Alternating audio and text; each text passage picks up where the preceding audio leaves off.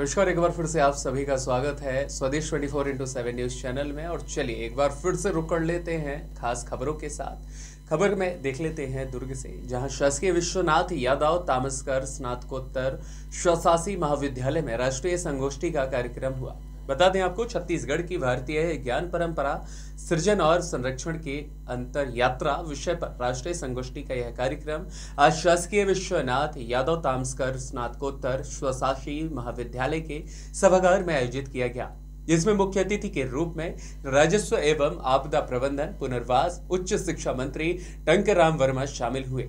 उच्च शिक्षा मंत्री टंकराम वर्मा ने राष्ट्रीय संगोष्ठी का संबोधित करते हुए कहा कि शिक्षा ही समाज और राष्ट्र निर्माण की सबसे मजबूत नींव है।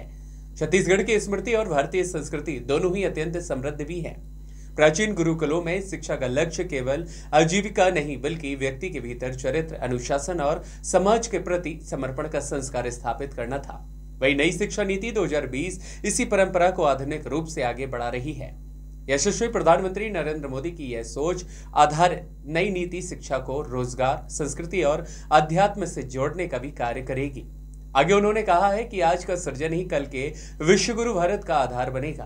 उन्होंने सभी शिक्षकों से आह्वान किया कि वे ज्ञान परंपरा के सबसे बड़े संरक्षक और सृजनकर्ता बने।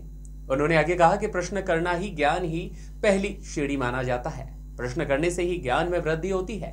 राजा जनक के दरबार में भी सवाल और विचार विमर्श ज्ञान का आधार था। प्रधानमंत्री नरेंद्र मोदी का लक्ष्य है 2047 तक भारत को विकसित, सक्षम और राष्ट्र स्वच्छ बनाना। दुर्ग से संवाददाता दीपमाला सिन्हा की खास रिपोर्ट है। पुराने जो हमारी ज्ञान परंपरा का उसको बनाए रखना है, उसमें सृजन, संरक्षण, संवर्धन करने की जरूरत है। और अभी मेरे दिन में जो राष्ट्रीय नई शिक्षा नीति है उसमें उनका जिक्र भी किया गया है। आज ये जो सेमिनार एक दिवसीय रखा है उसमें हमारे राष्ट्रीय संगठन महामंत्री माननीय महेंद्र कपूर जी उपस्थित थे, उनका भी मार्गदर्शन मिला। और हमारे ये हेमचंद यादव यूनिवर्सिटी के हमारे कुलपति संजय तिवारी जी, प्राचार्य, अध्यापकगण, छात्र छात्राएं सभी उपस्थित थे। आज का पहला सत्र संपन्न हुआ और निश्चय ही जो पुरानी ज्ञान परंपरा है, चाहे हम लोक संस्कृति की बात करें, आयुर्वेद की बात करें, वनौषधि की बात करें, काफी समृद्ध है। उसको संरक्षण, उसको बना के रखना है, इस ज्ञान परंपरा को। और आज जो सेमिनार हुआ है इसमें निश्चय लाभ मिलेगा। शुरू में